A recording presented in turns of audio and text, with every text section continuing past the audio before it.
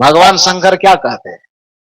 कर्पूर गौरम करुणावतारम संसार सारम भुजगेंद्र हारम सदा बसंतम। आगे क्या होगा? सहितम नमा। इसका अर्थ क्या हो गया कि भगवान शिव कहते हैं कि भवम भवानी, अकेले नहीं, पत्नी सहित। ऐसा नहीं कि पति यहाँ रह रहा गांव में या पत्नी कहीं डेरा लेकर के रह रही, वहां भी आने जाने की जरूरत पड़े। शिव जी कहते नहीं नहीं नहीं, ऐसा मामला नहीं। हृदयार बिंदम जो मेरा निवास स्थान है, अकेले नहीं, भवम भवानी सहितम नमामि। कबीर वैराग्य सत्संग में आपका स्वागत है। चैनल को सब्सक्राइब अवश्य करें। एक बार विष्णु जी के पास नारद जी पहुंचे। नारद जी मैंने सूचना प्रसारण मंत्री अभी वाला नहीं, अभी वाला तो दूसरा कोई है। जिस समय कैबिनेट मंत्री 3 लोगों के पास था, ब्रह्मा विष्णु शिव के पास, तो उस समय में जो गृह मंत्रालय था वो विष्णु जी के पास था। गृह मंत्रालय, वित्त मंत्रालय, पालन पोषण करने वाला। नारद जी उस समय सूचना प्रसारण मंत्री थे। वो आजादी थी उनको पूरे ब्रह्मांड में कहीं भी करताल खड़काते खड़काते पहुंचने का। बस नारायण नारायण करे, झाल बजाते बजाते कहीं पहुंच जाए। तो विष्णु जी के दरबार में पहुंचा और विष्णु जी से कहा, भगवान मैसेज पहुंचाने के लिए आपके पास धरती पर से इतना दूर आना पड़ता है, बड़ी परेशानी। उड़ उड़ करके हवा में आना पड़ता है, दिक्कत होती है। यदि हो सके आपके मंत्रालय में कुछ छोटे स्कॉर्पियो वगैरह अलॉट कर दीजिए, और कुछ मंत्री वाला पोजीशन मिले तो फॉर्चूनर कर दीजिए, दिक्कत होती है आने में। तो विष्णु जी ने कहा अच्छा कोई बात नहीं। अच्छा ऐसा है नारद जी, यदि आपको और दूसरी जगह सुविधा दे दे तब? नारद जी ने कहा कि दूसरी सुविधा है क्या आपके पास? विष्णु जी ने कहा कि है, तो आपने पूछा नहीं, मैं तो दूसरी जगह भी मेरा ठिकाना है। नारद जी ने कहा कि आप, हम तो जानते हैं कि विष्णु लोक ही केवल आपका ठिकाना, और दूसरा भी कोई खोल के रखे हैं क्या शाखा वगैरह, हेड ब्रांच के अलावा? नारद जी ने कहा बहुत शाखा है। जितने सारे शरीर देख रहे हैं, जितना सारा प्राणी देख रहे हैं, सभी प्राणियों के हृदय में मेरा ठिकाना है, मेरा ब्रांच है, सबके हृदय में मैं रहता। नारद जी ने कहा कि सबके हृदय में रहते हैं, आपने पहले बताया तो नहीं। विष्णु जी ने कहा कि पहले आपने पूछा तो नहीं, और मेरे पूछने पर भी यदि हम कहते रहे कि घट के भीतर में हृदय मंदिर में विराजमान है, तो मेरी बात सुनता कौन? अब उस बात का स्पष्टीकरण करने के लिए यदि लोगों को कहा जाता है, तो परसों से ही मैं कह रहा हूं कि लोगों को यह मतलब बात को समझे बगैर वो उछलता है कि मंदिर का विरोध, भगवान का विरोध। अरे क्यों भगवान का विरोध करें? मेरा छप्पड़ नोचा है भगवान ने। भगवान ने मेरा खेत भी जोता है क्या? कहीं घर तोड़ दिया है? क्यों विरोध किया जाएगा? भगवान का विरोध नहीं होता है, बल्कि भगवान के नाम पर, धर्म के नाम पर, भक्ति के नाम पर यदि आपने पाखंड का दुकानदारी कहीं चला रखा है, तो सदगुरु कबीर जैसे विवेकवान संत उस धर्म के नाम पर चलने वाले पाखंड का विरोध करेगा ही करेगा। और अभय साहब उसका शिष्य होने के नाते यह भी डंके की चोट पर विरोध करे। आपको तिलमिलाहट उठती है तो उठने दीजिए, उससे हम क्या करें? हम क्या करें? सूर्य के आने से अंधेरा की खलबली मचती है, तो उसमें सूर्य क्या करे? क्या गलती है उसकी? वो तो अपना काम कर रहा है कि वो बस आ गया। अब उसके आने मात्र से आपको बौखलाहट हो रही है, तो भाई अंधेरा आपको मुबारक, आप समझो, हम क्या करें? सत्य बातें यदि कहने पर यदि असत्य सुनने वालों को, असत्य में जीने वालों को तिलमिलाहट होती है, तो सत्य अपनी धारा नहीं बदल सकता, वो कहेगा ही कहेगा। कबीर साहब ये बार बार पुकार करके कहेंगे ही कि वह मंदिर में, और ये बार बार कहता हूं कि केवल कबीर साहब नहीं कहते, विष्णु जी ने भी कहा कि मैं शरीर के अंदर रहता हूं। नारद ने कहा कि आज तक बताया नहीं, कि देखो बेवकूफी की बात क्यों करते हो भाई, सब बता रहा कि हृदय। विष्णु ने बताया, श्री राम ने बताया, श्री कृष्ण ने बताया। अब गीता पलट के देखो, गीता में श्री कृष्ण से अर्जुन ने पूछा कि भगवान कहाँ रहते हैं।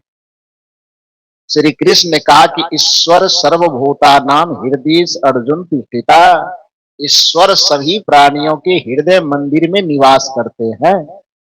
श्री राम जी से पूछा ईश्वर कहाँ रहते हैं। श्री राम जी ने कहा प्रकृति पार प्रभु सब उर्वासी, ब्रह्म निरीह विरज अविनाशी। अब इससे ज्यादा ऑपरेशन करके और क्या कहे, कैसे कहेगा आदमी।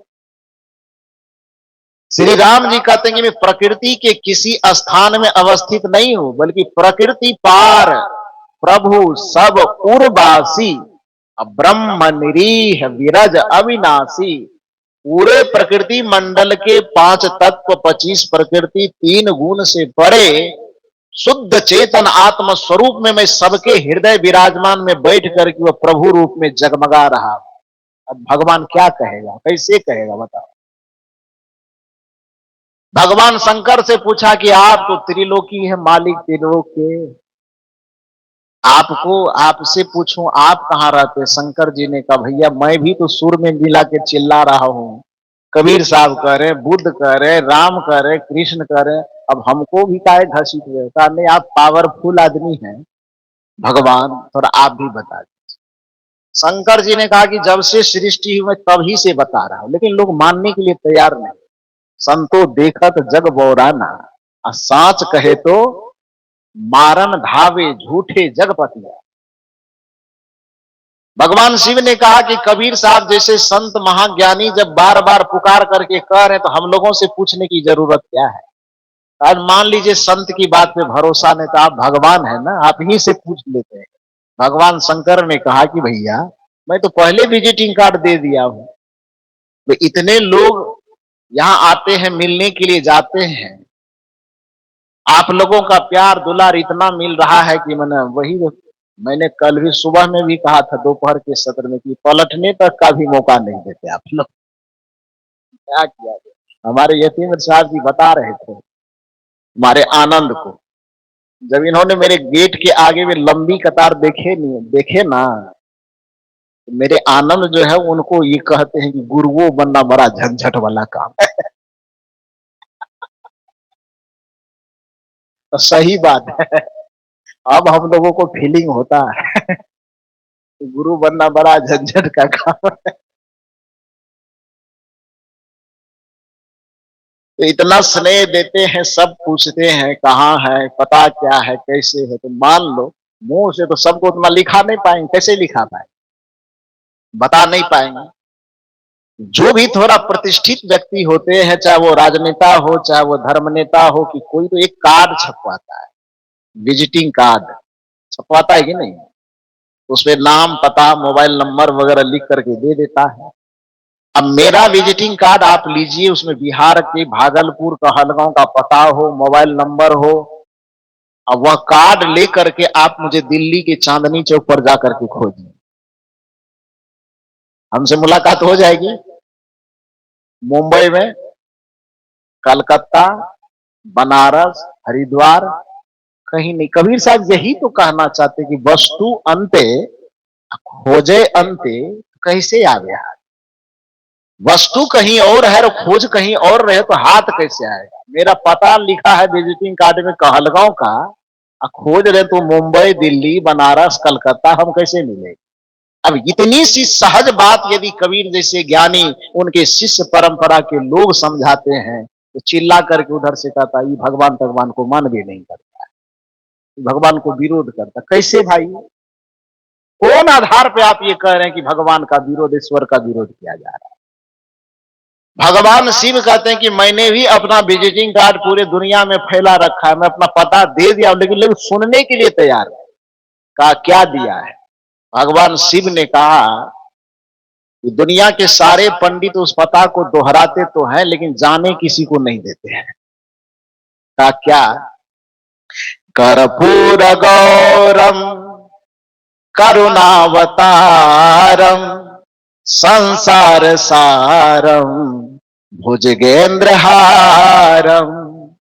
सदा वसंतम हृदयारविंदम भवम भवानी सहितम नमामि कर्पूर गौरम करुणावतारम संसार सारम भुजगेंद्रहारम।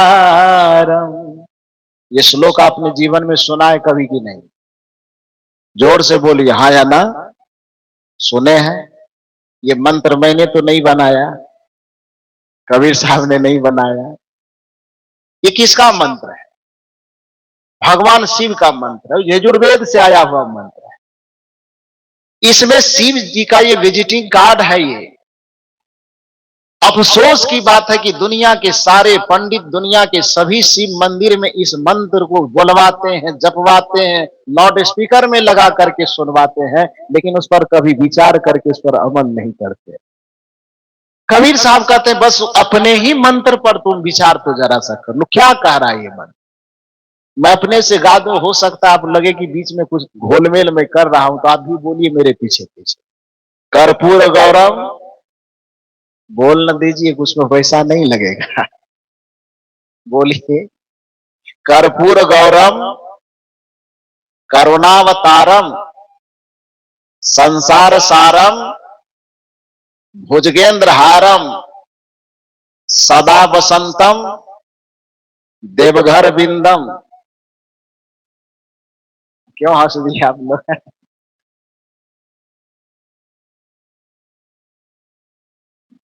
पता गलत बता दिए क्या? क्या हो गया तब? क्या भरना? हरिद्वार बिंदम, काशी की बनारस? है? हमें इतना ठो बोल करके डैश छोड़ देते, भरिए आप लोग उसमें, क्या भरना है? कर्पूर गौरम करुणावतारम संसार सारम भुजगेंद्र हारम सदा बसंतम डैश डैश डैश। अब भरिए क्या भरना है? आए? सच बोल रहे हैं। फूल वाला डाली लेके मंदिर कौन जाता है? इसमें ईमानदारी से बताओ, कोई जाने वाला है कि नहीं है? प्रायः जाते, प्रायः लोग जाते होंगे। विचार किया है आपने कि भगवान शिव ने पता क्या बताया, क्या कहा?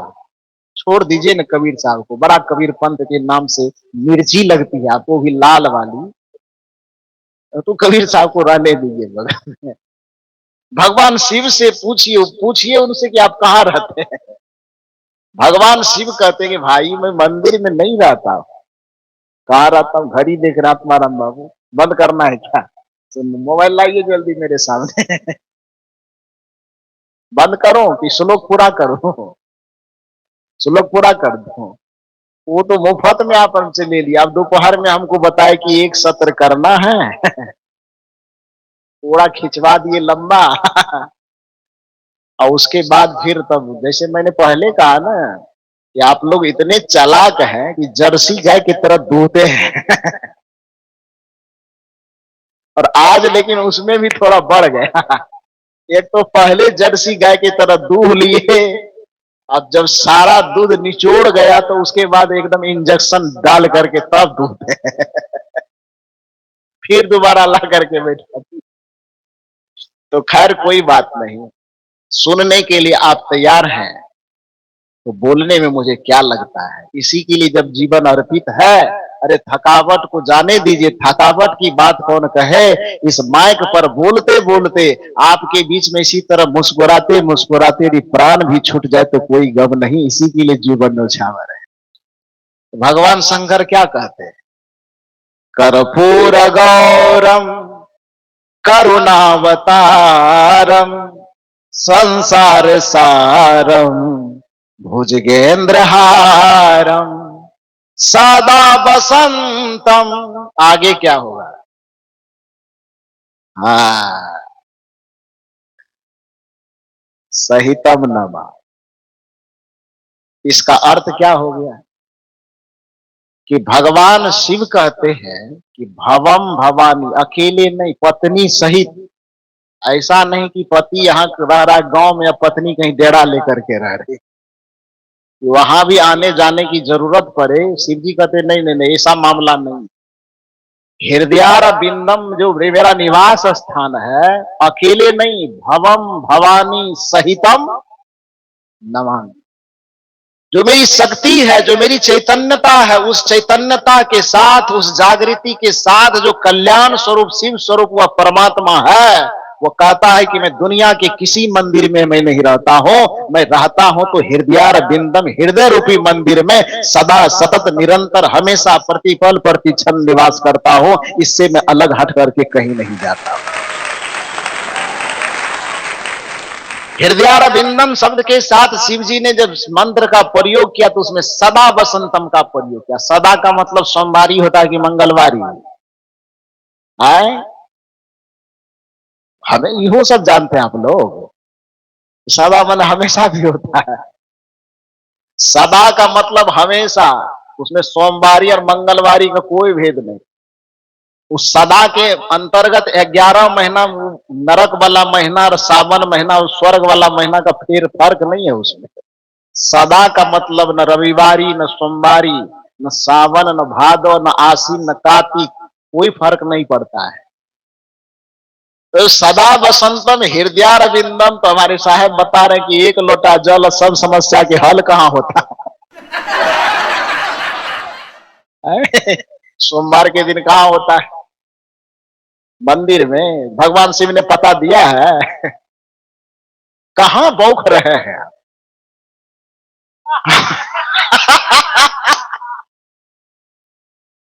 कर्पूर गौरम, गुनगुनाइए। कर्पूर गौरम करुणावतारम संसार सारम भुजगेंद्र हारम सदा वसंतम हृदयारविंदम भवम भवानी सहितम नमामि। कर्पूर गौरम करुणावतारम संसार सारम भुजगेंद्र हारम। वह शिव स्वरूप परमात्मा सबके हृदय रूपी मंदिर में विराजमान है। तो चाहे राम से पूछो, वह कहते हैं मैं हृदय में निवास करता हूं। चाहे श्री कृष्ण से पूछो, वह कहते हैं मैं हृदय में निवास करता हूं। चाहे शिव से पूछो, वह कहते हैं मैं हृदय में निवास करता हूं। और इसी बात को सदगुरु कबीर डंके की चोट पर कहते कि कस्तूरी कुंडल बसे मृग ढूंढे वन माही। क्यों भटक रहे हो मेरे भाई? ऐसे घट घट राम है दुनिया जानत। ये दुनिया के लोग नहीं जान रहे। सबको तो हमने छोड़ दिया, क्योंकि कोई बस सुदर्शन वाला है तो कोई त्रिशूल वाला है। कबीर साहब निहत्था है तो लाठी लेके उसके पीछे पड़ गए। उसको लगता है कि इनके पीछे पड़ेंगे भी तो क्या बिगाड़ेगा। लेकिन कबीर साहब का आप कुछ बिगाड़ नहीं पाएंगे। बिगड़ तो आपका जाएगा, नसीब आपका फूटेगा यदि संत की बात आप नहीं मानेंगे। संत की बात नहीं मानने पर, गुरु की बात नहीं मानने पर आपकी क्या दुर्गति होती है, यही कहानी मैं आपको सुना रहा हूं। कि विष्णु जी से नारद जी ने पूछा कि आप कहां रहते हैं, यहां आने में हमको बड़ी परेशानी है।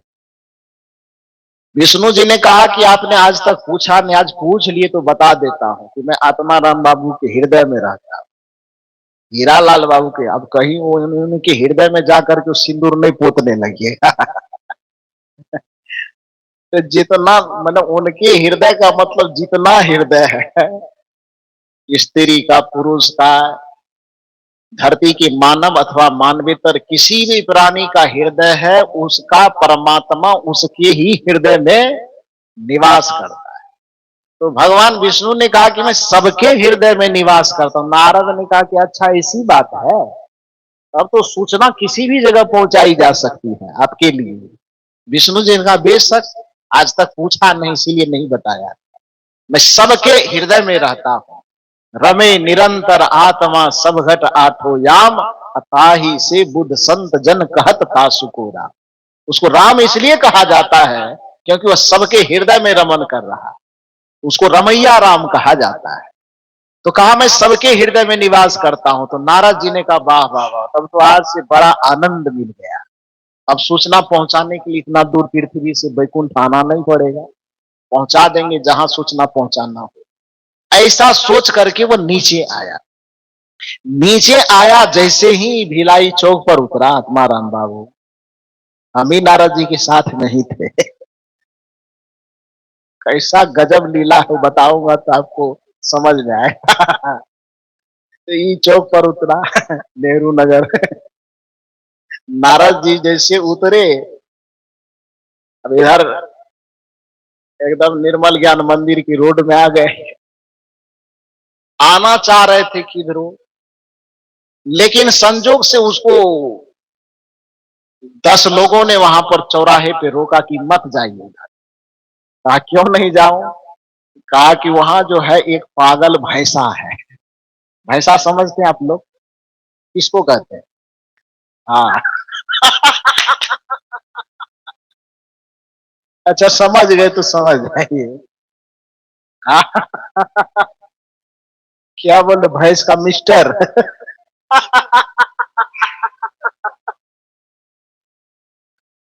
अच्छा ठीक है, जो भी समझिए।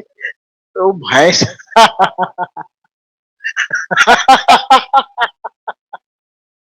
तो एक भैंसा था, वो पागल था। तो लोगों ने रोका कि उधर मत जाइए। कहा क्यों? कहा उधर भैंस का मिस्टर बैठा हुआ है और वो भी पागल अवस्था में है। उधर जाएंगे तो आपकी खैरियत नहीं है। कहा तब क्या करें? उसने कहा नहीं नहीं नहीं नहीं, हमको मिस्टर फिस्टर कुछ नहीं बिगाड़ेगा। कहा क्यों? कहा अभी अभी तुरंत विष्णु जी से पूछ करके आया हूं, आप कहाँ कहाँ रहते हैं। तो उन्होंने कहा कि जितना प्राणी है सबके हृदय में निवास करता हूं, कि महात्मा हो, चाहे वो सुनने वाले श्रोता हो, चाहे कुत्ता हो, बिल्ली हो, घोड़ा हो, गधा हो, कि भैंसी हो, कि भैंसा हो, उससे कोई मतलब नहीं। जितना प्राणी है उस सब प्राणी के हृदय में वही विष्णु, वही भगवान निवास करता है। ये कोई बिचौलिया नहीं कहा, डायरेक्ट हमको ये विष्णु जी नहीं कहा। तो और किसी के बात पे मुझे यकीन होता कि नहीं होता, विष्णु जी खुद कहे हैं, इसलिए मुझे विश्वास है कि सब प्राणी के हृदय में वो है। तो इसलिए वो भैंसा के भी हृदय में वो है। तो जब उनके भी हृदय में, हम उनके कट्टर समर्थक, नारायण नारायण रटते रहने वाले, हमको नारद जी बढ़िया से, हमको विष्णु जी बढ़िया से पहचानते। वो भैंसा कितना भी पागल होगा, उसके सामने जब हम चले जाएंगे ना, वो हमारा मेरे करताल को देखते ही वो पहचान जाएगा कि हम उन्हीं के चला है। वो मुझको कुछ नहीं कहेगा। नारद जी समझा रहा है आत्माराम बाबू को, हीरालाल बाबू को रोक रहे थे कि मत जाइए, लेकिन माने नहीं। इन लोगों की बात को नहीं माने, कहे कि चुप रहिए आप, हमको विष्णु जी पहचानते, और भैंसा के हृदय में विष्णु जी बैठा हुआ है, आपकी बात हम नहीं मानेंगे। लोग समझाते समझाते थक गए, लेकिन जब नहीं माने वो चले गए। और भैंसा के जैसे जैसे नजदीक जा रहा, भैंसा एकदम तिरछी नजर करके आंख का क्षेत्रफल बढ़ा रहा है, लंबाई चौड़ाई ऐसे तिरछा करके। तो गर्दन टेढ़ा करके भैंसा ऐसे देख रहा है। नारद जी सोच रहे हैं कि हमको परखने की कोशिश कर रहे हैं कि हम ओरिजिनल हैं कि नकली हैं। और झाल और करताल की आवाज तेज करते करते और नजदीक पहुंच रहा है। अब जैसे जैसे नारद जी नजदीक पहुंचा, वैसे वैसे भैंसा का गर्दन टेढ़ा होता चला गया। जब बिल्कुल एकदम समीप चल गया, नारद जी एकदम भैंसा के बिल्कुल करीब चल गया, भैंसा उछल करके आया और नारद जी को सींग पर रखा और पकड़ के घुमा के उठा के पटक के धरती पर एकदम मरड़ दिया। एकदम नारद जी के कमर की 16 हड्डी टूट गई। और बेचारा वो नारायण नारायण जो कर रहा था, तो नारायण नारायण क्या करेगा, माँ गो, नानी गो, दादी गो। माँ, नानी, दादी, काकी, मामी सबको पुकारना शुरू किया।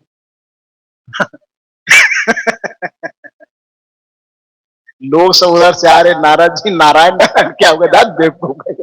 नारायण नारायण, कमर की 16 हड्डी टूट चुकी है, नारायण नारायण करता। अब क्या करेंगे, कहा पहले किसी तरह प्लास्टर करवाओ। प्लास्टर करवाया।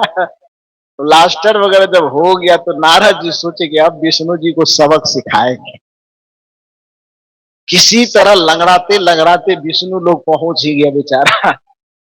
और लंगड़ाते हुए आते देखकर कमर में बैंडेज प्लास्टर देख करके विष्णु जी सरसैया से पूछते, कौन? नारद। क्या समाचार है? नारद ने कहा कि सही सलामत चाहते हैं कि हाल समाचार मत पूछिए और बताइए कि कौन जन्म के दुश्मनी निकाले। जब आपको ओरिजिनल पता नहीं बताना था मत बताते।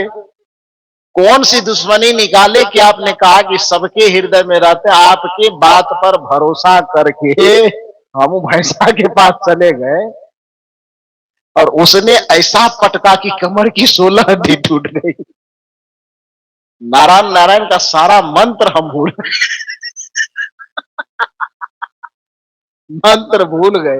अच्छा, तब आप झूठ क्यों बोले? विष्णु जी करे करे मैं झूठ नहीं बोला। चुप रहिए, झूठ नहीं बोले। झूठ नहीं बोले थी, बैंडेज कैसे बनाया? नारद जी ने कहा, विष्णु जी ने कहा नहीं नहीं झूठ नहीं बोले। का तब का पहले सुनो तो सही, मैं झूठ नहीं बोला। अरे मैंने तुमसे क्या कहा था? कहा मैंने कहा था तुमसे कि जितने सारे हृदय है उस हृदय में मैं निवास करता हूं। तो जब मैंने ये कहा कि मैं सभी हृदय में निवास करता हूं तो तू ये फार्मूला तो पकड़ लिया कि सब हृदय में निवास कर रहा है, तो भैंसा वाला हृदय में निवास भी करता होगा। ठीक है, तुम्हारी मान्यता कोई गलत नहीं है, लेकिन यदि तुमको यह कहा गया था कि सभी हृदय में मैं निवास करता हूं तो चौराहे पर खड़े होकर के जो रोकने के लिए आत्मा राम बाबू, हीरा लाल बाबू खड़े थे, हाथ जोड़ करके कह रहे थे कि उस रास्ता से मत जाइए, तो उसके भी हृदय में बैठ करके तो विष्णु जी ही कह रहा था कि उधर मत जाओ। तो उनकी बात काटा क्यों? उनकी बात क्यों काटा? जब 15 ठो विष्णु के बात को तू काट दिया तो एक ठो विष्णु पटक के तुम्हारा हड्डी नहीं तोड़ेगा तो क्या करेगा? क्या कहा नारद से? ये इतने विष्णु सब जो समझाने के लिए बैठा हुआ है, ये क्या कर रहा है? जब चींटी से लेकर के हाथी के अंदर में वो विष्णु, वो राम, वो कृष्ण, वो शिव, वो परमात्मा बैठे हैं, तो उजला उजला जो पहना हुआ है चमकदार सब, इसके हृदय में कौन बैठा हुआ? रावण कि कुंभकर्ण? इसके भी हृदय में वही विष्णु, वही राम बैठा हुआ है। विष्णु जी ने कहा कि ये बात सच है कि मैंने कहा है कि मैं सबके हृदय में निवास करता हूं।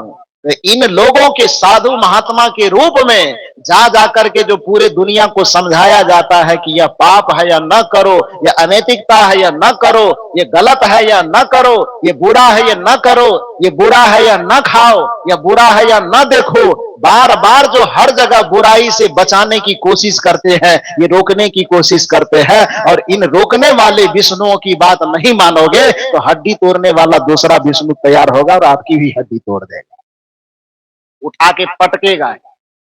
प्रकृति का यही विधान, क्योंकि नियम कहता है कि जो इशारे से नहीं समझता उसको तमाचा मारना जरूरी हो जाता है। यदि इशारा करने वाले इन विष्णुओं की बात नहीं मानेंगे आप, इशारा करने वाले शिव की बात नहीं मानेंगे आप, राम की बात नहीं मानेंगे आप, उधर उठा के पटकने वाला भी कोई राम कोई विष्णु तैयार हो जाएगा। कहने का भाव यह है कि हरि के रूप में इन संत गुरुजनों की बातों को आप मानिए। शराब नहीं पीना चाहिए, मान लीजिए जीवन निहाल हो जाए। माता पिता की अवज्ञा नहीं करनी चाहिए, मान लीजिए जीवन कल्याणमय हो जाएगा। सास ससुर माता पिता की सेवा करनी चाहिए, या मान लीजिए जीवन का कल्याण हो जाएगा। गुरु के आदेश उपदेश की अवहेलना न कीजिए, या मान लीजिए जीवन का कल्याण हो जाएगा। कबीर साहब यही कहते हैं, मत कर मोह तू हरि भजन को मान रे तू, गुरु वचन को मान रे। ये मानोगे तो करना क्या है, अपने सभी प्राप्त कर्मेंद्रियों और ज्ञानेंद्रियों का सदुपयोग होना शुरू हो जाएगा। तब पता चलेगा कि मिला किस लिए। सदगुरु कबीर साहब कहते हैं, नया न दिए हरिदरस कराना को। ये आंख क्यों दिया है, सिनेमा देखने के लिए कि उपन्यास पढ़ने के लिए? बच्चा सब स्कूल चला गया तो घर में लेट करके सीरियल देखने के लिए। सीरियल देखने वाला पार्टी सवेरे बैठा हुआ है कि नहीं है? इसीलिए आंख मिला है। कबीर साहब से पूछो क्यों मिला है। नया न दिए हरिदरस कराना को, श्रवण दिए सुन ज्ञान रे। नयन दिए हरिदरस कराना को, श्रवण दिए सुन ज्ञान रे।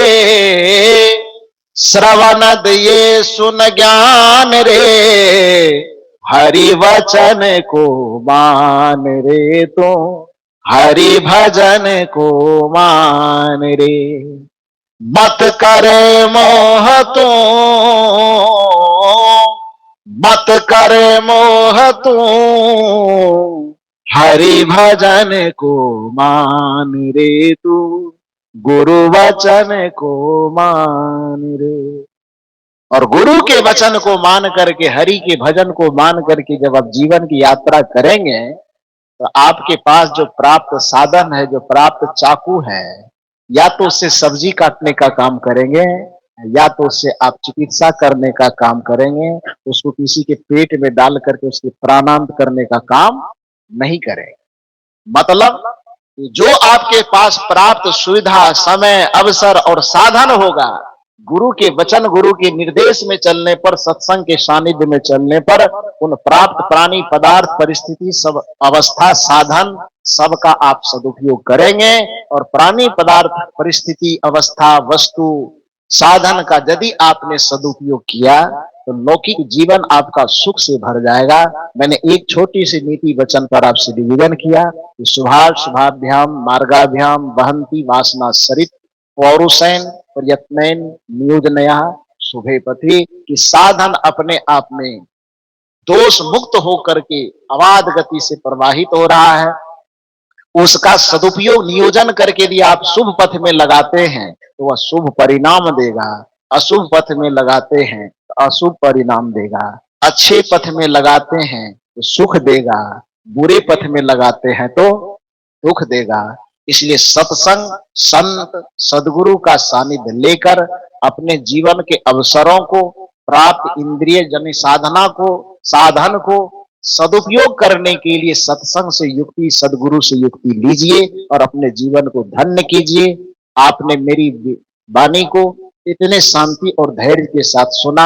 आप लोगों को बहुत बहुत साधुवाद, धन्यवाद देते हुए बस इस सत्र में मैं अपनी वाणी को विराम देता हूं। परम पूज्य संत श्री अभय साहेब जी का यह दिव्य संदेश केवल सुनने के लिए नहीं बल्कि जीवन में उतारने के लिए है। यदि एक भी व्यक्ति इस विचार को अपने जीवन में उतार ले तो उसका घर, उसका परिवार और उसका समाज बदल सकता है। अगर आपको यह प्रवचन प्रेरणादायक लगा हो तो इसे जन जन तक अवश्य पहुंचाएं और कबीर वैराग्य सत्संग चैनल को अभी सब्सक्राइब करें। धन्यवाद।